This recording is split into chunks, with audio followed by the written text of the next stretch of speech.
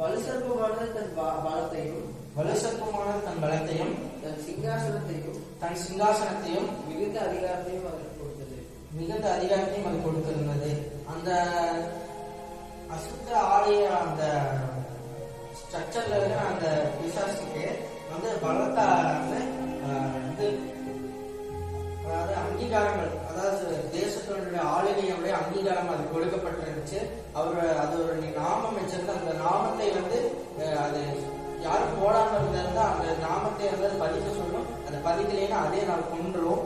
அப்படிப்பட்ட ஒரு அதிகாரம் அது கொடுக்கப்பட்டிருந்தது. சகலமும் அது கிட்ட இருந்துச்சு. அதாவது சகல அதிகாரமும் பூமியில எல்லா மனுஷரையும் ஆளுகை செய்கிற ஒரு அதிகாரமும் அது கொடுக்கப்பட்டிருந்துச்சு. தானியேல் 7ஆம் அதிகாரம் 22 27 வரை.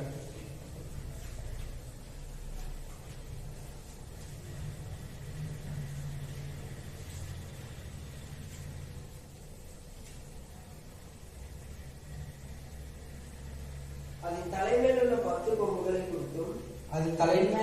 கொம்புகளை குறித்தும் எனக்கு முன்பாக 3 கொம்புகள் விழுந்து போக எழுப்பினதுமாய், அது விழுந்து போக 3 கொம்புகள் விழுந்து போக எழுப்பினதுமாய், 3 கொம்புகள் விழுந்து போவதற்கு ஏதுவாய், கண்களையும் பெருமையானவர்களையும் பேசும், வாயை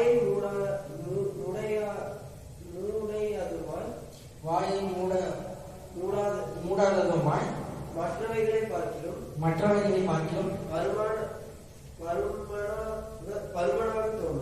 பருமனாக தோன்றி அந்த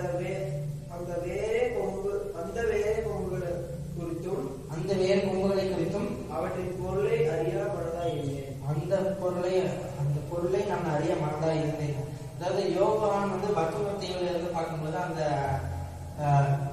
அசுத்தா அந்த ஸ்ட்ரக்சர்ல அந்த சத்ருவானுக்கு, அதாவது அந்த சத்ருவானுக்கு வந்து 11 கொம்புகள் கொடுக்கப்பட்டிருந்துச்சு.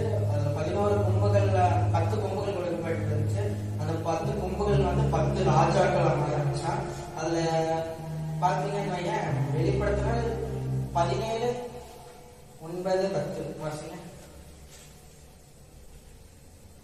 ஞானமுள்ள மனம் இதிலே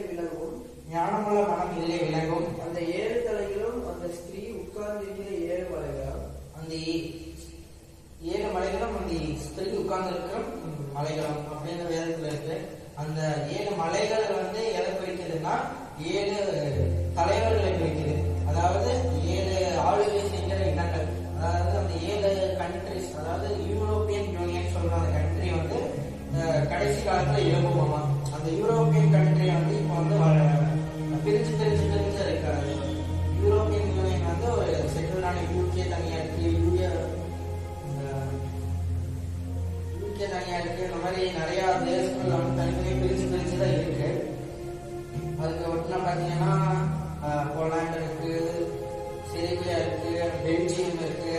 அந்த மாதிரி கண்ட்ரிஸ் வந்து தனித்தனியா இருக்கு. அதெல்லாம் வந்து ஒண்ணு சேர்ந்து இப்போ ஒரு கூட்டமைப்பான ஏற்படுத்தியிருக்கு. அந்த கூட்டணி இப்பதான் வந்து யூரோப்பியன் யூனியன் சொல்லி ஓபன் பண்ணியிருக்காங்க. அவங்களுக்குன்னு ஒரு தேசம், அவங்களுக்குன்னு ஒரு மணி, அவங்களுக்கான ஒரு ராணுவ கட்டமைப்பு வந்து அவங்க கட்டிட்டு இருக்காங்க. இது வந்து பல வருஷமா நடந்துட்டு யாருக்குமே தெரியாது. ஆண்டவர் வந்து சொன்ன அந்த வார்த்தைகள் எல்லாமே, குறிப்பிட்ட ஆண்டவர் வெளிப்படுத்தினது எல்லாமே நடந்துகிட்டு இருக்கு. வெளிப்படுத்தினது 17-12 வசனம்.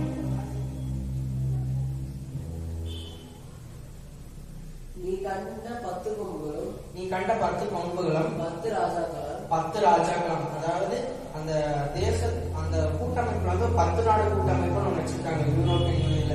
அந்த 10 கண்ட்ரிஸ் இருக்கிறவங்க வந்து அந்த 10 கொம்புகள் வந்து இருக்கிறவங்க 10 ராஜாக்களை வந்து குறிக்குது. அந்த 10 ராஜாக்கள் வந்து ஏகமாய் ஆலோசனை பண்ணி அவங்க வந்து அந்தி கிறிஸ்து வர்றதுக்கான ஒரு வழியை வந்து ஏற்படுத்துறாங்க. அந்தி கிறிஸ்துவனோட வழியை வந்து ஏற்படுத்துற அந்த வழிகள்ல வந்து அவங்க தீவிரமா இருக்காங்க. அவங்க அந்தி கிறிஸ்துவ வந்து ஆளுகை செய்யறதுல வந்து அந்த 10 ராஜாக்கள்ல ஒருத்தருக்கு தான் அந்த அந்தி கிறிஸ்துவின் ஆவி வந்து போகும். அதுல வந்து எந்த ராஜான்னு கண்டுபிடிக்கல முடியாது. கடைசி நாட்கள் அது விலகபடி ஆண்டவர் பண்ணுவார். இந்த 10 ராஜாக்கள் வந்து 1951 அப்பதான் கூட்டம் அமைக்கிறாங்க யூரோப்பியன் யூனியன். அதுக்கு முன்னாடி வந்து 14